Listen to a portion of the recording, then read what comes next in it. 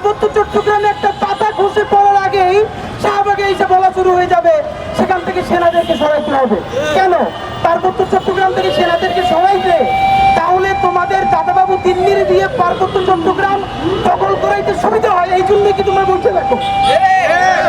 একই অবস্থা দেখেন নর্থ বিশ্ববিদ্যালয়ের মতো একটা জায়গায় একজন শিক্ষার্থী যেই অবমাননাটা করলো, আমি অবাক হই। আমরা মাঝে মধ্যে বলি যে আমাদের এখানে ধর্মপ্রাণ মুসলমান মাঝে মধ্যে অনেক কিছু বোঝে না, মাঝে মধ্যে তারা অনেক কঠিন ভাষায় কথা বলে ফেলে, কিন্তু আমি অবাক হই এইরকম জঘন্যতম কাজ করবার পর বাংলাদেশে আলেম সমাজের পক্ষ থেকে, ধর্মপ্রাণ মানুষদের পক্ষ থেকে যে রিয়াকশন হওয়ার কথা ছিল তারা তার কিছুই করেন নাই, তারা সংযমের পরিচয় দিয়েছেন।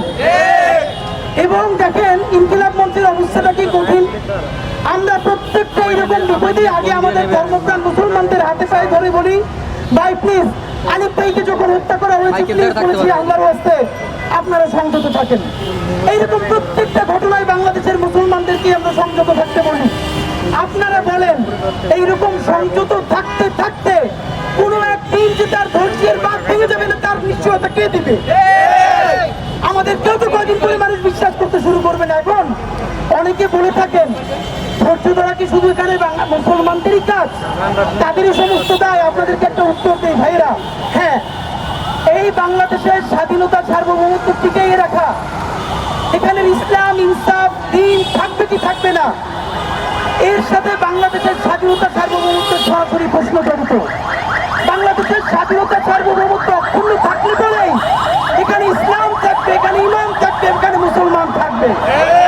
আর যদি এখানে স্বাধীনতা সার্বভৌমত্ব ধ্বংস হয়ে যায় তাহলে বন্ধুরা আমাদের কাশ্মীর হয়ে যেতে 3 দিনের বেশি সময় লাগবে না। তাই এই রাষ্ট্র টিকিয়ে রাখার দায়িত্ব যেহেতু সব থেকে বড় দায়িত্ব মুসলমানের, সেই পরিবারের বড় ভাই হিসেবে তাকেই সব থেকে ত্যাগটা স্বীকার করতে হবে। আমাদের আর কিছু করার নাই ভাইয়েরা। আমরা যারা পরিবারের বড় সন্তান আপনারা জানেন ওই পরিবারের অক্ষুণ্ণতা ধরে রাখার জন্য তারাই বারবার ত্যাগ করতে হয়। এখানের মুসলমানরা হইল বাংলাদেশ নামক রাষ্ট্রের সব থেকে গুরুত্বপূর্ণ স্বাধীন সার্বভৌম সন্তান, সুতরাং তারা বাঁচাই রাখার জন্য তারাই বারবার ত্যাগ করতে হবে। কারণ এই রাষ্ট্র যদি ধ্বংস হয়ে যায় তাহলে অন্যদের কোনো দুঃখ নাই, তারা আনন্দই পাবে। আপনাদেরকে আর একটা কথা আজকে বলি, বাংলাদেশের মুসলমানদের একটা সমস্যা হইল তারা কথায় কথায় বলে তারা 90%। ভাই এই 90% থেকে বের হয়ে আসেন। আপনি যতদিন না পর্যন্ত বুঝবেন এই 90% বলার মধ্য দিয়েই আপনার চাইপে ধরা হয়েছে ততদিন আপনি এখানে কিছুই করতে পারবেন না।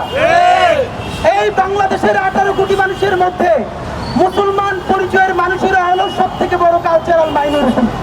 প্রমাণ আমি আপনাকে বলি, তার বড় প্রমাণ হইল কোন মন্দিরে যদি সামান্য হামলা তো দূরের কথা কোনো ষড়যন্ত্র হয় তাহলে বাংলাদেশের বিশ্ববিদ্যালয় শিক্ষক এনজিওবাদী থেকে শুরু করে সবাই সেটার পক্ষে মুহূর্তেই রাস্তায় নামতে পারেন।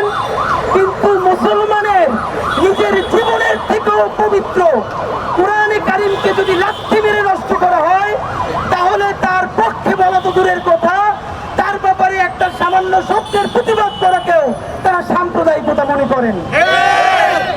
এইখানে মুসলমানের কোরআন কারিম ছাড়া অন্য সমস্ত ধর্মগ্রন্থগুলো হইল literature, great art, great literature.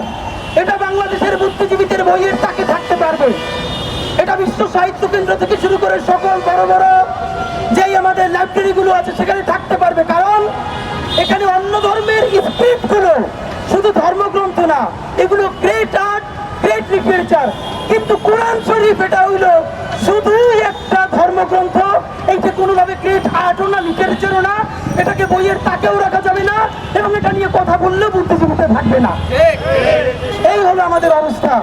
বাংলাদেশের মুসলমান হইল 90% পপুলেশন উইথ 9% পাওয়ার। তার এই সমাজে কোনো স্টেক নাই, তার কোনো মালিকানা নাই, তার কোনো শরিকানা নাই। বন্ধুরা একটা কথা বলে আপনাদেরকে শেষ করতে চাই, এই যে দুর্গা পূজায় কোনো ধরনের ঝামেলা করতে পারলো না দিল্লির দোসরেরা, আওয়ামী লীগের গণহত্যাকারীরা, এই মাসে জুলাই সনদ বাস্তবায়নের জন্য সব থেকে গুরুত্বপূর্ণ মাস। দিল্লির দোসর, দাবিদার এবং লীগের গণহত্যাকারীরা চাচ্ছে যে কোনো ধরনের সাম্প্রদায়িক উস্কানি দিয়ে হোক অথবা অশান্তি তৈরি করে হোক বাংলাদেশে অতি দ্রুত একটা সহিংস পরিস্থিতি তারা ঘটাতে চায়, যার মাধ্যমে জুলাই সনদকে ব্যাহত করে বাংলাদেশের স্থিতিশীলতা নষ্ট করে দেওয়া যায়। এর চূড়ান্ত প্রমাণ তারা পার্বত্য চট্টগ্রামে চেষ্টা করেছিল। আপনারা দেখেছেন, স্বরাষ্ট্র উপদেষ্টা পর্যন্ত বলেছে পার্বত্য চট্টগ্রামের অবৈধ অস্ত্রগুলো আমাদের প্রতিবেশীর সীমান্ত থেকে এসেছে। বাংলাদেশের দেশপ্রেমিক মানুষদের সহযোগিতায় আল্লাহ তাআলার অশেষ রহমতে সেই ষড়যন্ত্র আমরা সবাই মিলে মোকাবেলা করেছি। বন্ধুরা, এবার শুরু হবে। আজকে দেখবেন কেউ কোরআন শরীফ পায়ে মারাচ্ছে, কালকে দেখবেন কোরআন শরীফ পড়িয়ে দিচ্ছে। এখন আমাদের একটা কথা, আমাদের এই লোক যদি অসুস্থই হয় তাহলে আজকে যে কোরআন শরীফ পড়াইলো আগামীকালকে যে সে আবার পড়াবে না বা পারাবে না, তার পৃষ্ঠটা কি আপনি আমাকে বলেন? সে যদি অসুস্থ হয় তাহলে সে হয়তো মানসিক হাসপাতালে থাকবে, পাগলাগারদে থাকবে, অথবা সে ট্রিটমেন্টে থাকবে।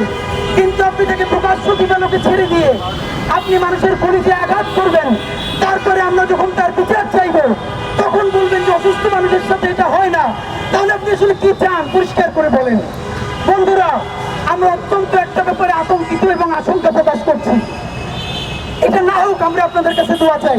এমন ঘটতে পারে এই যে সে এই কাজটা করলো, আপনি দেখবেন এক সপ্তাহ, এক মাস বা কোনো একটা সময় দেশি অথবা বিদেশি কোনো এজেন্সি তাকে হত্যা করতে পারে। হত্যা করার পর 1 মিনিটের মধ্যে ঢাকার 133 জন বুদ্ধিজীবী ন্যারেটিভ সেট করে ফেলবে যে যেই ইসলামপন্থীরা বলেছিল তাকে হত্যা করতে হবে কোরআন পাড়ানোর দায়ে, তারাই তাকে হত্যা করেছে। সুতরাং বাংলাদেশের ইসলামিস্টরা, মুসলমানরা একজন হিন্দুকে হত্যা করেছে। এখন বাংলাদেশের হিন্দুদেরকে বাঁচানোর জন্য অবশ্যই ভারতকে এখানে ইন্টারভিউ করতে হবে।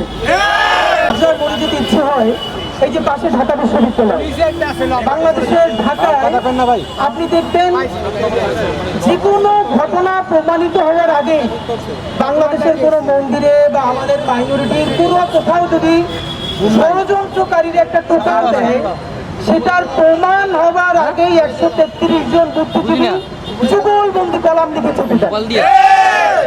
শাহবাগে জাদুঘরের সামনে এসে একজন থেকে শুরু করে যতজন হয় তারা প্রচন্ড কথা বলেন, এবং এটা তো বলা দরকারও। আমরা মনে করি যে এই যে বুদ্ধিভিত্তিক লড়াইটা তো দরকার, কিন্তু আফসোস কি দেখেন, আমরা তর্কের খাতিরে ধরেও নেই। আমরা তো আর শাহবাগী না, আমরা তো শাহবাগ তন্ত্র কায়েম করবো না।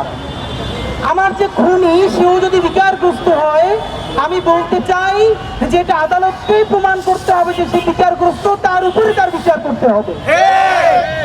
দেখেন, এই যে প্রত্যেকটা ঘটনা ঘটার সাথে গত 15-20 বছরে মন্দিরে হামলা, পূজার সময় হামলা বলার চেষ্টা করা হয়েছে, এখানে ধর্মপ্রাণ মুসলমানরা করেছে। আপনারা লিখে রাখেন, একটা মিডিয়াও আজকে বলতে পারবে না হাসিনার আমলে যতগুলো মন্দিরে হামলা করা হয়েছে, পূজার উপাসনালয়ে হামলা করা হয়েছে, বলা হয়েছে ধর্মপ্রাণ মুসলমান আব্দুল গফুর, আব্দুল করিম, আব্দুল রহিম তারা কোরআন শরীফ থেকে এসেছে মন্দিরে গিয়ে। পরবর্তী একটা তদন্ত কমিটিও এইটাকে সত্য বলে প্রমাণ করতে পারে না এবং করেও নাই।